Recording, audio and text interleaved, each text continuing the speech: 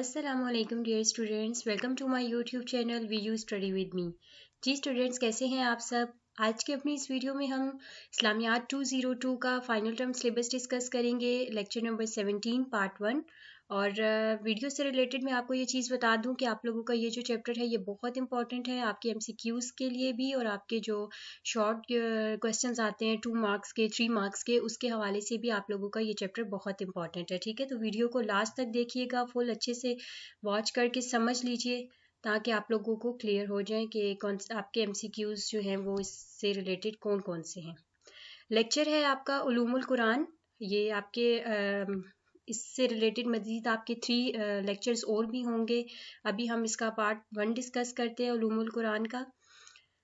The word Quran comes from the Arabic word करा। ठीक है, ये आपका अगर अरबी में आप इसे बोल रहे हैं तो काफ ज़बर का, रे ज़बर रा, अलिफ ज़बर आ, करा आ। ठीक है, विच मीन्स टू रीड। अब ये इसका कौन सा मीनिंग है, अब आपने एक तो याद रखना है, the word Quran comes from, एक तो ये अरेबिक वर्ड है और अरेबिक वर्ड कौन सा, करा आ। ठीक है, करा आ, विच मीन्स टू रीड, और इसका मतलब होता है रीड यानी पढ़ना। ये आपकी स्टेटमेंट ट्रू है और ये इसका लिटरल मीनिंग हो गया। ठीक हो गया। The Quran is a dash from the verb करा आ, तो the Quran is a noun from the verb करा आ।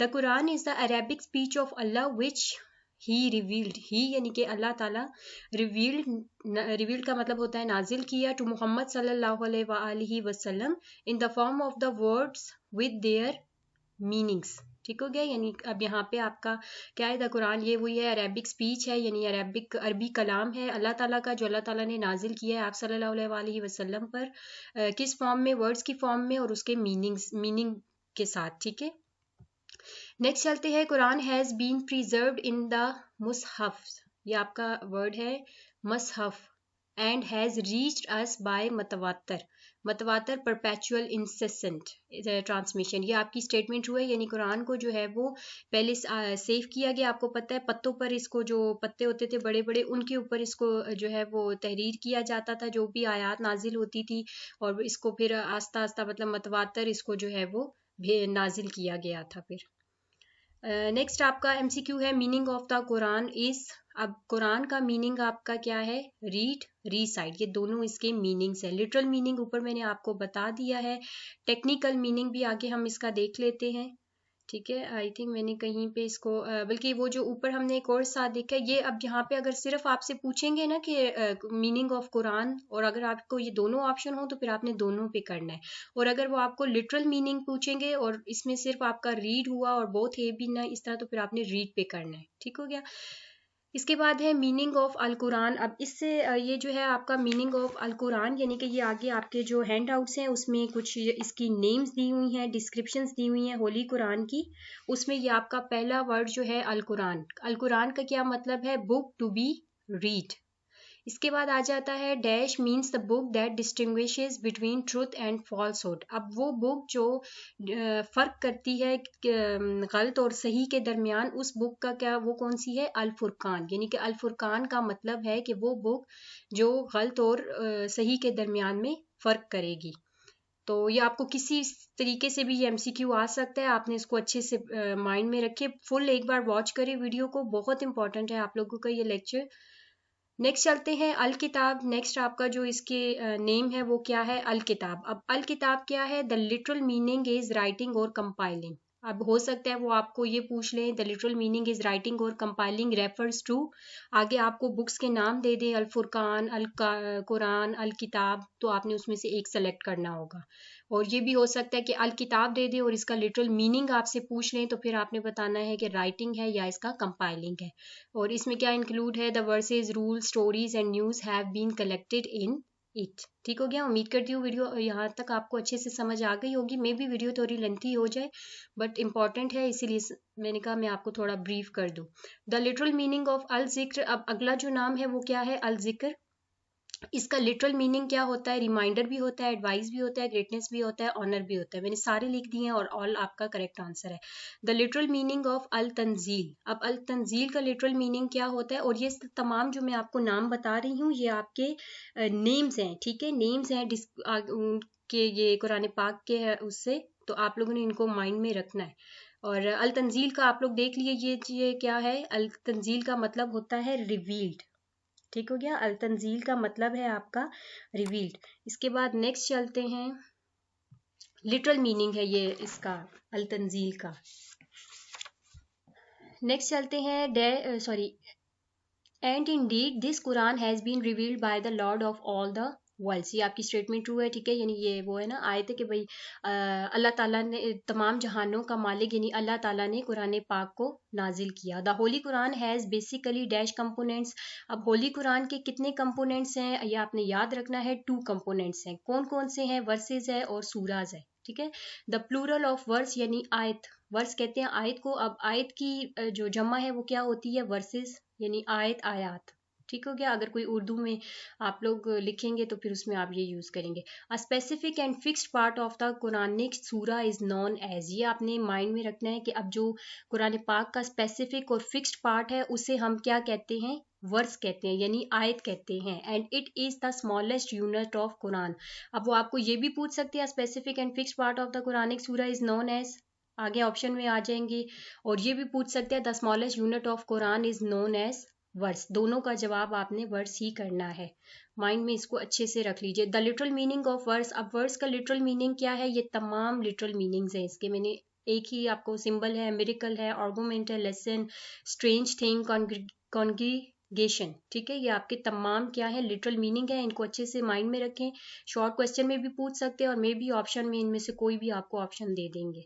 Words is a collection of words, अब आयत क्या होती है, ये किसका वो कलेक्शन है, वर्ड्स की यानी कि अल्फाज की कलेक्शन होती है, which has both beginning and and, जिसका स्टार्ट भी होता है एंड भी होता है। And it is included in सूरा, और ये किस में इंक्लूड होती है, सूरा में। वैसे तो बेसिकली ये सारी बेसिक्स हैं इसकी, आप सबको पता होनी चाहिए, लेकिन आपके अगर हैंड आउट्स के अकॉर्डिंग बात करें तो छोटी छोटी चीज़ मैंने आपको यहाँ पे अलग अलग इसीलिए प्रोवाइड की है ताकि आप लोगों का कोई भी लेक्चर में से एमसीक्यू ना रह जाए, ठीक है।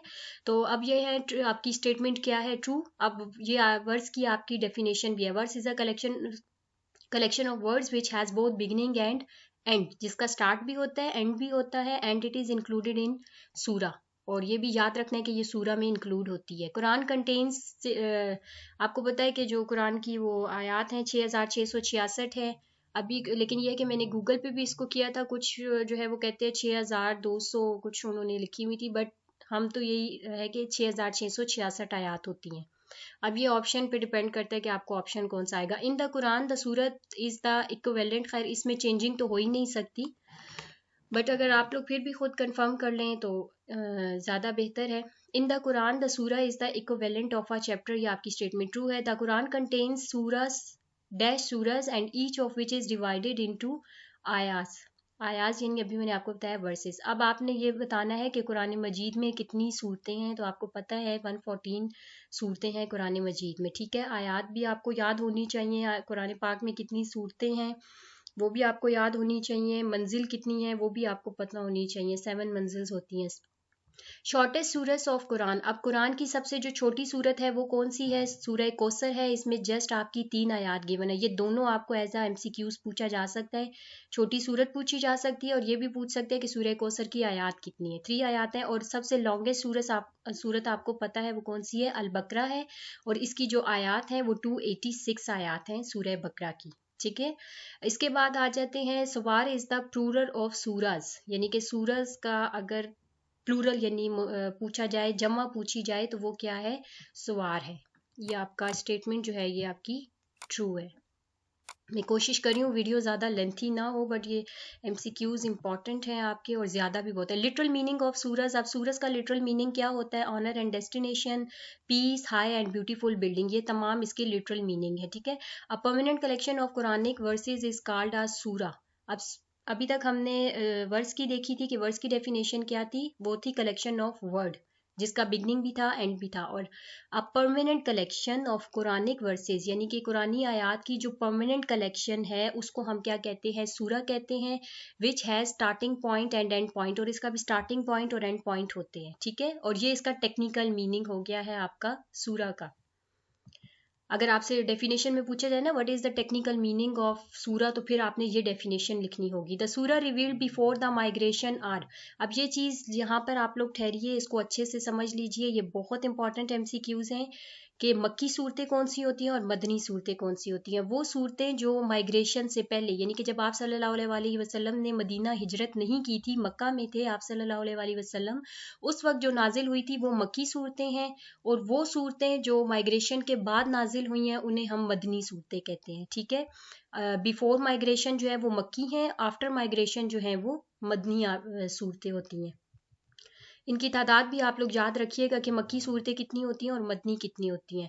आई थिंक मक्की जो है वो 89 है और बाकी फिर आपकी 26 आई थिंक बचती हैं, वो जो है आपकी मदनी है। बट आप लोग इसको कंफर्म कर लीजिएगा। हैंड आउट्स में वैसे आपसे पूछा नहीं गया, इससे रिलेटेड कोई नहीं थी, लेकिन मे बी आपको शॉर्ट लेक्चर, वो सॉरी जो आपके लेक्चर्स हैं ऑडियो लेक्चर्स, उसमें शायद हो तो देख लें। The subject matter of the सूरा इट्स सेल्फ टेल्स इट्स आ मक्की और मदनी। अब यहाँ पे एक जो छोटा सा जो आपका हैंड आउट्स में टॉपिक है वो ये था कि मतलब जो स्कॉलर्स थे वो कहते हैं मतलब किस तरह पता चले कि आपकी जो सूरत है वो मक्की है या मदनी है। तो फिर उससे रिलेटेड ये कुछ पॉइंट्स उन्होंने जो है वो यूनिवर्सल रूल्स थे जिसके ज़रिए पता चले कि ये आपकी मक्की है। अभी तो यह कि कुरान पाक में आपको पता है कि मेंशन हुई भी होती है सूरत के साथ कि ये मक्की है या मदनी है, लेकिन वो उस टाइम से मतलब था कि किस तरह बताते थे कि ये मक्की है। अब ये आप लोगों ने लाजमी यहाँ पे ठहर जाइए, आराम से इसको तहम्मुल से आप लोगों ने देखना है। Every sura in which the word कला, कला का मतलब नेवर यानी कभी नहीं, अपीयर्स दिस सूरा इज मक्की। यानी कि एक पॉइंट तो ये हो गया कि एवरी सूरा, हर सूरा में वो वर्ड जो कला, यानी कि इन विच द वर्ड कला अपीयर्स, आपको हर सूरत में या किसी भी सूरत में आपको जो वर्ड है कला, अगर वो आपको नजर आए तो वो आपकी सूरत कौन सी है, मक्की सूरत है। ये एज ए MCQs बहुत इंपॉर्टेंट है, लाजमी करना है इनको अच्छे से prepare. In Quran the word कला, अब कुरान में जो वर्ड कला है वो कितनी बार पाया गया है, 33 टाइम्स पाया गया है। और कितनी सूरतों में पाया गया है, 15 सूराज में, ठीक है। अब ये कुछ भी आपसे यहाँ पे पूछ सकते हैं, कला का वर्ड भी माइंड में रखें कि कला का वर्ड कितनी बार यूज हुआ है, 33 मरतबा पाया गया है। और कितनी सूरतों में पाया गया है, 15 सूराज में पाया गया है। According to the dash every sura in which there appears a verse of sajda is Makki. अब एक और इसका पॉइंट क्या है आपका कि अकॉर्डिंग टू द हनफिया, आपको पता है वो जो फ़िक्का होता है, फ़िक्का हनफिया, फ़िक्का जाफरिया, तो हनफिया के according every sura in which there appears a verse of sajda, यानी कि जिसमें आपको सजदे की आयत जो है वो नज़र आए तो वो सूरत आपकी कौन सी है, मक्की है। एवरी सूरा with the exception of sura al Baqarah in which the story of Adam and Iblis finds mention is Makki. अब वो सूरत जिसमें आदम और हज़रत आदम अलैहिस्सलाम और इब्लीस के बारे में उनका जिक्र आए तो वो आपकी सूरत कौन सी होगी, मक्की होगी, या मदनी तो वो आपकी मक्की होगी, ठीक है। नेक्स्ट इसका पॉइंट है every sura in which there is a permission of jihad. अब हर वो सूरत जिसमें आपको जिहाद की परमिशन दी गई हो, ठीक है, तो वो आपकी कौन सी कहलाएगी, मदनी सूरत। जिसमें आप जिहाद का जिक्र होगा वो सूरत आपकी कौन सी होगी, मदनी होगी। Every verse which mention the hypocrites, अब हर वो आयत जो आपकी किसको, हिपोक्रेट्स यानी मुनाफिकीन के बारे में जिक्र करेगी या उसमें मुनाफिकीन को मेंशन किया गया होगा तो वो आपकी सूरत कौन सी होगी, मदनी होगी। ये इंपॉर्टेंट पॉइंट्स हैं आप लोगों के, आपके लॉन्ग क्वेश्चन के हवाले से भी, शॉर्ट क्वेश्चन के हवाले से भी, आपके MCQs के हवाले से भी लाजमी आपने करने हैं। Depending on the number of verses some surahs are very. अब जो आयात की जो नंबरिंग होती है सूरत जो है वो उस पर डिपेंड करती है, यानी कि जितनी ज़्यादा आयात होती हैं सूरत उतनी लॉन्ग होती है, कुछ सूरतें शॉर्ट होती हैं, कुछ मीडियम होती हैं, तो इसका आपका ऑप्शन जो है वो ऑल है। टाइप्स ऑफ सूरा आर, अब सूरत की कितनी टाइप्स होती हैं, 4 टाइप्स होती हैं। ये मैंने एज ए MCQ नहीं लिखा क्योंकि ये बहुत इंपॉर्टेंट है, तो आप इसको एज इट इज़ याद करें ताकि MCQ में आए तो आप सॉल्व कर लें और शॉर्ट में आए तो आप कर लें, ठीक है। सब अतवल, अब ये सॉरी इसको या तो आप गूगल पे प्रॉपर इस वर्ड को लिख के देख लीजिएगा इसको प्रोनाउंस किस तरह किया जा रहा है, बट ये है कि जो बुक में आपकी उर्दू में नहीं लिखा हुआ है एज इट इज़ ही लिखा हुआ है सब अतवल, ठीक है। सब एतवल का मतलब होता है 7 लॉन्ग सूरज, यानी कि 7 लंबी सूरतों को हम क्या कहते हैं, सब एतवल। ये आपने याद रखना है। और वो सूरतें कौन कौन सी हैं, अल बकरा है, अल इमरान है, अन निसा है, अल मायदा है, अल अनम है, अल अरफ है और अल अनफाल है। ये 7 सूरतें हैं आपकी जो कुरान पाक की सबसे लंबी सूरतें हैं और इनको हम सब एतवल कहते हैं। ठीक हो गया। इसके बाद अल माउन, अब ये कौन सी है, द सूरत दैट कंटेन्स मोर और लेस 100 वर्सेस। अब वो सूरत जो 100 या 100 से ज्यादा जिसकी आयात होती हैं, उन सूरतों को हम क्या कहते हैं, अल माउन कहते हैं। माइंड में रखना है। हो सकता है आपको वो ये दे दे, द सूरा दैट कंटेन मोर और लेस 100 वर्सेस, आगे आपको ये वाले ऑप्शंस दे दें तो उसमें आपने अल माउन सेलेक्ट करना है।